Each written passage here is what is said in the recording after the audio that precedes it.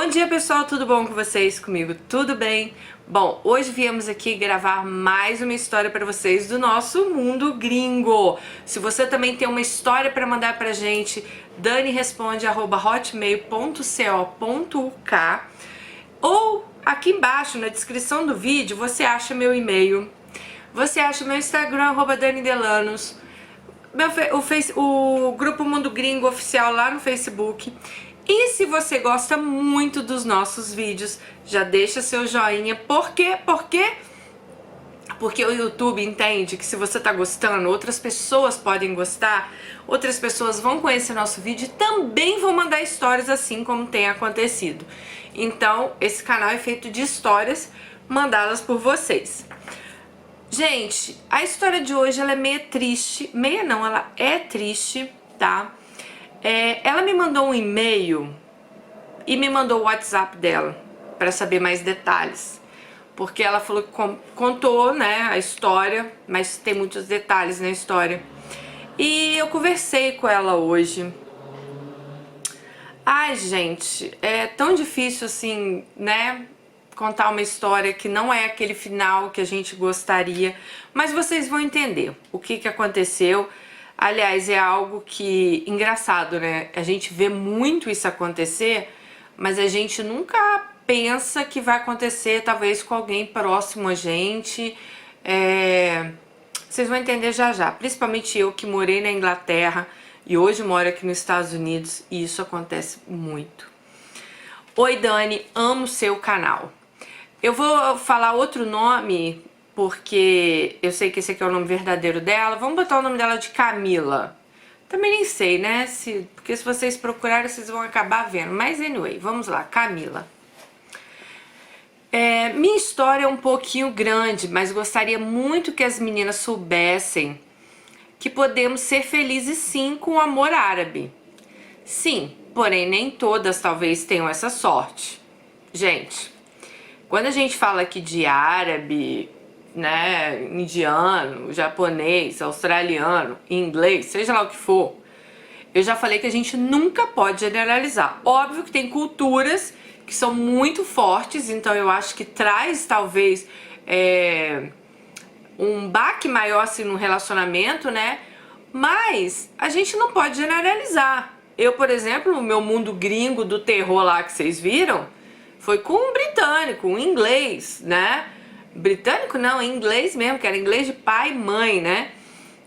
Então, assim, e normalmente os ingleses são homens pacíficos, são homens super educados, e acabou acontecendo comigo. Tem gente, às vezes, que entra em barca furada com espanhol, com português, com americano. Então, assim, a gente não pode generalizar. O que a gente fala é a questão cultural, né? Que realmente, alguns países árabes, a questão cultural é muito forte. E será que a menina vai aguentar, né? Será que iria dar certo aquilo? Mas vamos lá. Bom, vou começar minha história voltando a quase 20 anos atrás, quando eu tinha 14 anos. Eu conheci um rapaz em um centro comercial aqui no Rio de Janeiro, na Rua do Saara, que é uma rua, gente, eu acho que é tipo a 25 de março, eu ia muito pro Rio com a minha mãe, que tem várias lojas, vende muita coisa, é um comércio assim bem famoso no centro do Rio de Janeiro. Dani, ele era muito magrinho e muito alto. Passei por ele e disse: se o vento bater, você voa. Coisas de menina boba. E ele me respondeu assim: menina bonita, você quer ser minha âncora para que o único lugar que eu pouse seja nos seus braços? Ela falou que foi assim que começou a história dos dois. Morri de rir e fui embora. Na outra semana, eu estava lá de novo. Eu não sei se os pais dela tinham loja no mercado, mas ela estava sempre lá. Eu estava lá de novo e ele na mesma loja, ele trabalhava numa loja. Eu só tinha 14 anos. Vi ele de novo e ele se lembrou de mim. Me chamou e me falou: às 18 horas eu saio do trabalho, a gente podia comer alguma coisa. Dani, eu fiquei radiante, toda boba, pois eu nunca tinha saído com um menino na minha vida. Eu era filha única e eu só saía com meus pais. Eu estava nessa rua com uma colega de escola matando aula, olha só. E aceitei o convite e fomos lanchar. Chegando lá, estranhei o sotaque dele, perguntei logo de onde ele era. E ele me disse que era do Egito, que tinha vindo para o Brasil, fugindo da miséria do lugar que ele morava. Pois a família dele, ele era de uma família muito pobre no Egito, então ele já estava no Brasil, não sei, uns 3 anos. Veio novinho, né? Deve ter vindo com família, acho que ele tinha família no Brasil. E veio para fugir da pobreza lá, que a família dele realmente não tem muito recursos. Bom, depois disso, nos vimos mais 2 vezes e ele nem me tocou. Sou carioca e pensei logo, esse cara é viado. No terceiro encontro, ele disse que queria conhecer meu pai. Eu dei um salto para trás e perguntei, você tá doido? Mas ele me convenceu e eu concordei. Contei para minha mãe e ela logo acertou tudo com meu pai, do menino ir lá conhecer ela, afinal ela era novinha, ela tinha só 14 anos. Na noite que ele foi lá em casa, Dani, acredite, ele levou um anel e uma única quantia de dinheiro que ele tinha guardado durante 2 anos no Brasil. Ela falou que achava que era pouco mais de R$ 2.000 aqui, se for no dinheiro de hoje. Ele disse ao meu pai que era o que ele possuía, mas se permitisse casar, se o pai dela permitisse ele casar com ela, ele daria mais. Dani, meu pai expulsou ele da minha casa e disse, você tá achando que a minha filha tá à venda? Pra homem bomba nenhum. Meu mundo se ruiu pela primeira vez, pois eu nunca tinha namorado na vida e meu pai chotou de casa o cara que queria casar comigo. Gente, ela era muito novinha, né? Ele não desistiu. Ele voltou várias vezes lá em casa até que meu pai consentiu que a gente começasse a namorar. Com o mês de namoro, ele explicou para meu pai que a gente não podia namorar pela religião dele, mas nós tínhamos que casar, pois na cultura dele era assim. E ele queria ser correto e justo comigo. Bom, vocês não vão acreditar, mas 3 meses depois estávamos casados. Eu estava com 14 anos. Bom, gente, ele tinha 20 anos já. Meus pais não ajudaram a gente em nada. Os pais dela consentiram ela casar depois de muita insistência. Acho que os pais pensaram, melhor essa menina casar do que daqui a pouco engravidar, acontecer alguma coisa pior, né? Então, assim, os pais acabaram consentindo. Eu acho uma loucura, né? Com 14 anos. Mas, ok. Foi o que ela fez. Aí vocês vão me perguntar como a família dele reagiu. Como a família toda é muçulmana, eles começaram a falar que o filho tinha casado com uma infiel. Sim, meninas, foi assim que eu fui chamada por 4 anos. Esse tempo foi passando, então por 4 anos a família dele lá no Egito só chamava ela de infiel, não aceitava, mas eles estavam no Brasil, né? Passou 4 anos, até que Musadik, que era o marido dela, e eu conseguimos abrir uma pequena empresa de tecidos, 4 anos depois de casados. Tudo ia bem, a família até começou a nos aceitar. Fomos visitar os pais dele no Egito, depois de 4 anos de casado, onde eles me conheceram e aí começaram a me chamar de filha, deixei de ser a infiel. Nesse tempo, meu marido sempre foi muito bom para mim. Ele nunca exigiu que eu me convertesse, nunca implicou com as minhas roupas, tudo ia bem. A minha família se dando bem, a família dele também feliz, tudo perfeito. Até que começaram a nos perguntar por que nós não tínhamos filhos. Sim, aí, gente, eles já tinham 10 anos de casado e eles não tinham filhos ainda. E vocês sabem que para muçulmano, cadê os filhos, né? Então, assim, a família dele, até a dela, pressionava muito. Mas peraí, vocês já estão com 10 anos de casado, vocês não pensam em ter filho, né? Não quiseram ter filhos. E ela falou o seguinte, isso nunca nos incomodou, porque nós sabíamos os motivos. Musadik, que era o cara, Ele não podia ser pai, pois ele tinha um problema. Mas eu sempre deixei que pensassem que o problema era meu. Dani, ele era tão perfeito, tão bom pra mim, que não importava se eu não fosse ter filho com ele, né? Mas toda a família queria fazer pressão e queria saber o porquê que a gente não tinha filhos. Bom, até que a gente não teve filhos, bem, a minha família foi deixando essa história quieta. Mas isso deixava a gente triste, né? Que ela achou estranho que a família dele não tava mais perguntando nada. Aí ele foi falar com ela foi falar com ele e perguntou assim, mas vem cá, você falou alguma coisa com a sua família, né? Porque eles faziam uma pressão danada pra ela engravidar. Aí ele falou assim, olha, o que eu falei pra eles foi o seguinte, que eu já quebrei regras casando com você. E que eu quebraria mais regras se eles continuassem a ficar te perturbando com essa história, porque o nosso amor é verdadeiro, né? E eu quero que as pessoas te respeitem, eu quero que a minha família respeite você. Então acho que ele fez meio que uma ameaça assim, olha, se vocês não deixarem ela quieta, se não pararem com essa história de filhos, eu vou me afastar de vocês, apesar deles estarem fora, né? Mas ele iria cortar relações com a família. Bom, ela disse que depois disso ninguém questionou mais e assim eles foram vivendo. Eles já estavam com uma fábrica que ia muito bem, de tecidos. Gente, lembre-se que aí já estava 10 anos de casado, né? E nessa época nós tínhamos aberto uma outra fábrica. Nós vivíamos uma vida confortável, tínhamos dinheiro para ajudar as duas famílias, tanto a dele lá no Egito, como a dela no Brasil. Ela falou que conseguiu tirar os pais dele de um bairro muito pobre e levaram para Assuão, que é um bairro modesto, mas um bairro melhor, né, para os pais dele viverem. Então eles davam todo o suporte à família do rapaz no Egito com o trabalho dos dois na fábrica, né? Dani, todo ano a gente fazia uma viagem de lua de mel.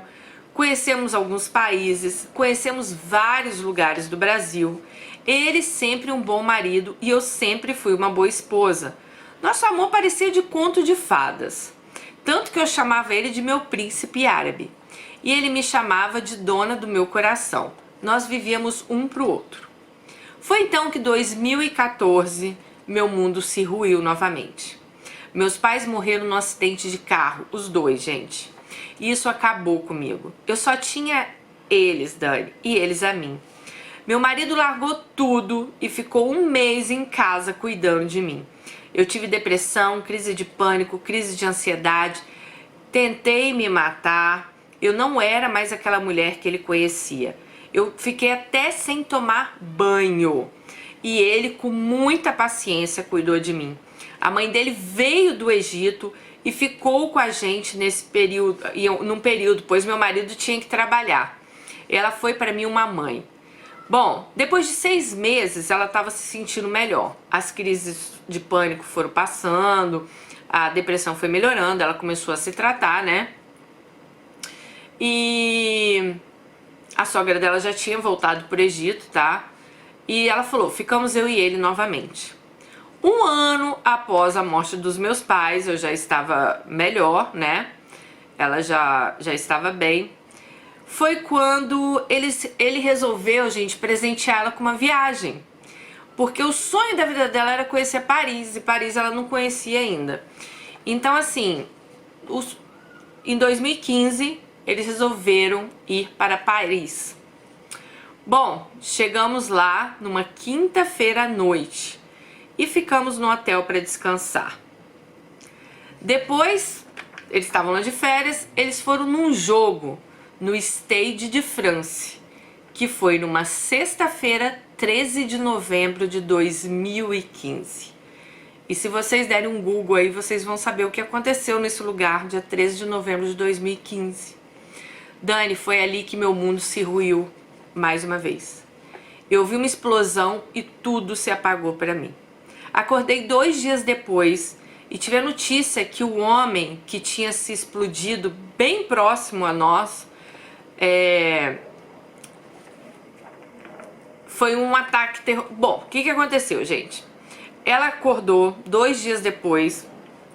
Nesse dia tiveram ataques terroristas em Paris. Quem não se lembra, no Bataclan, no Stade de France, morreram acho que mais de 300 pessoas nesses ataques.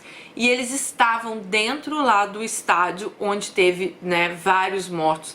Infelizmente o marido dela foi uma dessas pessoas. Ele faleceu nesse ataque terrorista.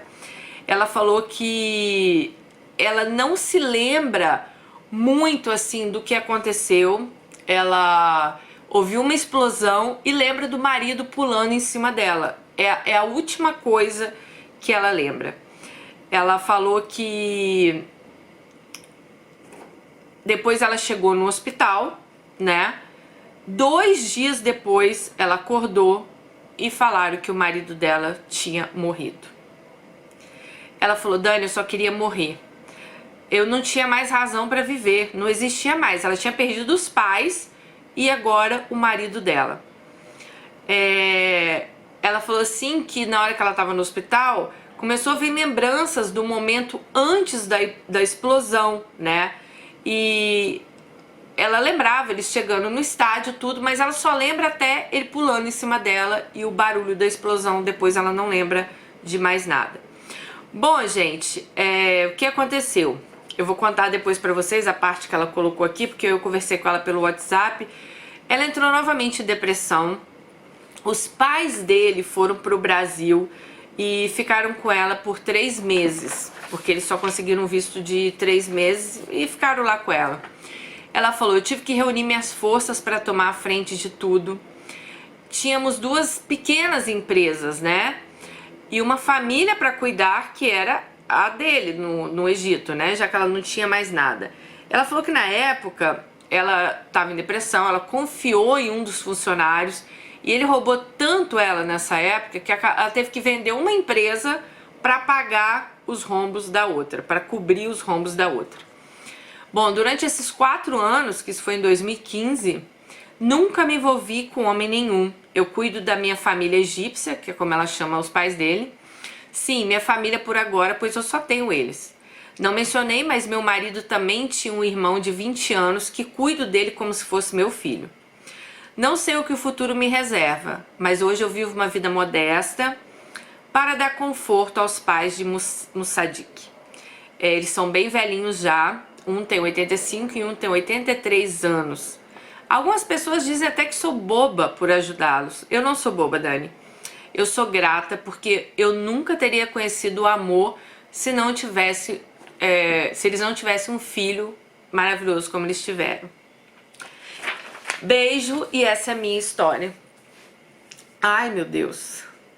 Bom, gente, aí eu conversei com ela no WhatsApp, né? Perguntei alguns detalhes e tal. Ela falou assim que ele sempre tentou fazer de tudo pra alegrar ela. Ela tava muito triste depois que os pais morreram. E era um grande sonho conhecer Paris. Infelizmente, ele foi uma das vítimas desse atentado, não é? No Stade de France lá. E 2 dias depois ela acordou no hospital. Já tinham pessoas lá do consulado brasileiro. Se vocês olharem aí, eu acho que 2 brasileiros, foi uma mulher e um homem, né, que foram feridos nesses ataques. E ela foi a mulher, ela foi uma delas. Então, assim, 2 dias depois ela acordou no hospital. Ela falou que o consulado brasileiro deu toda assistência a ela em matéria de documentação, tudo, mas ela que teve que arcar com os custos para levar o corpo do marido pro Brasil. Sim, ele vivia muitos anos no Brasil. E uma semana, acho que uma semana depois, conseguiram identificar ele pela arcada dentária, né? Disse que o corpo estava muito queimado e ela teve que ficar lá, toda essa parte burocrática, mas hoje ele está lá, né? Ela conseguiu fazer o enterro dele lá no Rio de Janeiro, de onde que ela é. Ah, é muito triste, assim, não tem nem o que a gente falar, né, nessa história. Eu vivi em Londres, gente, por 12 anos, e eu vivi vários ataques terroristas em Londres, inclusive um no bairro que eu morava. Graças a Deus, né, eu estava no meu trabalho, mas eu lembro que em 2005, quando eu cheguei em Londres, que teve ataques terroristas assim em vários pontos de Londres,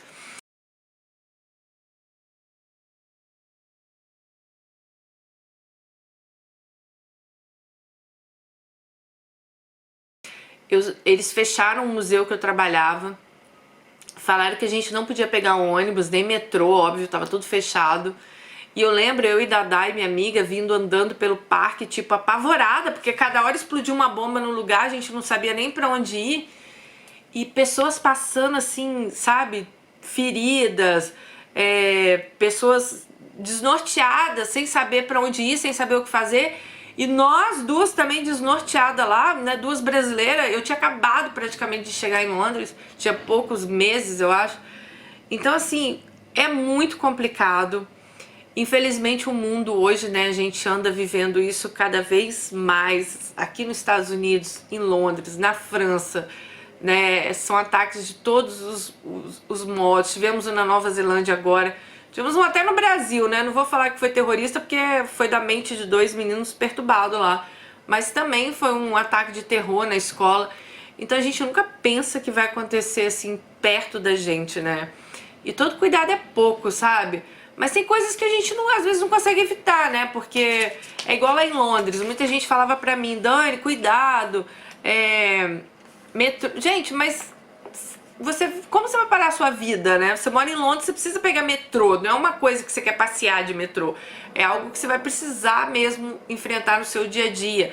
Às vezes você tá em lugares que tem muita gente, claro que tudo isso te dá um certo pavor, te dá um certo medo, mas infelizmente não tem muito que a gente fazer. Eu achei linda a sua atitude de continuar cuidando dos pais dele, eu acho que você tem mais que fazer isso sim, eu acho que você não é boba não, tá? Eu acho que ela veio, né, do Egito, te ajudou tanto quando seus pais morreram, são duas pessoas idosas, eu já fui no Egito, eu vi como é a situação lá, realmente tem lugares muito pobres, então com certeza assim, eu acho que, né, eles já passaram por isso de perder o filho e eu tenho certeza assim que aonde seu marido tiver, ele com certeza está olhando por você e está muito feliz pelo que você está fazendo com os pais dele. Olha, eu conversei com você pelo WhatsApp, né, te falei já algumas coisas e assim, eu sinto muito pelo que você passou. Ai gente, é muito difícil porque a gente perder as pessoas que a gente ama. Também perdi meus pais e perdi muitas pessoas que eu amo também, minha avó, minha tia Neila, minha avó, mãe da... Ai, nossa, minha família toda praticamente. Então assim, eu sei o quanto é difícil a gente, né, se reerguer novamente. Você falou que tá 4 anos sozinha, eu acho que a vida também não é só relacionamento, não é só homem, sabe? Mas eu espero que de coração que você consiga assim superar isso tudo, todos esses traumas que você vem passando, tudo que você passou. E tenho certeza que uma hora você vai conseguir, porque tudo passa nessa vida, sabe? Às vezes demora, mas tudo passa. Bom, gente, vamos deixar aí um comentário de muito amor aí pra ela. Espero assim, que tudo se resolva e que você fique bem. É o que eu posso te desejar. Muita paz na sua vida, né? Muito amor aí dentro do seu coração. E que você consiga, né, viver, que você consiga se restabelecer. Que eu sei que às vezes a gente perde pessoas. E eu costumo falar o seguinte, a dor ela nunca passa, gente, das pessoas que a gente perdeu. Eu perdi meu pai, vai fazer acho que 30 anos. E a dor diminui, mas a saudade não passa, sabe? Eu perdi minha mãe, também vai fazer uns, sei lá, uns 20 anos. Nossa, 20 anos, muito tempo já. A dor também, ela diminui, mas a saudade ela vai ficar sempre. Ai, difícil falar de perda, né? Mas a vida é assim. Por isso que eu falo pra vocês, gente, vivam enquanto vocês podem, sabe? Curtam as pessoas que vocês amam. Não deixe que ninguém maltrate vocês, sabe? Esteja sempre perto de pessoas boas, pessoas que queiram o seu bem, porque a gente nunca sabe o dia de amanhã, a gente nunca sabe o que pode acontecer amanhã, tá bom? Super beijo pra vocês, fiquem com Deus e até o próximo. Tchau!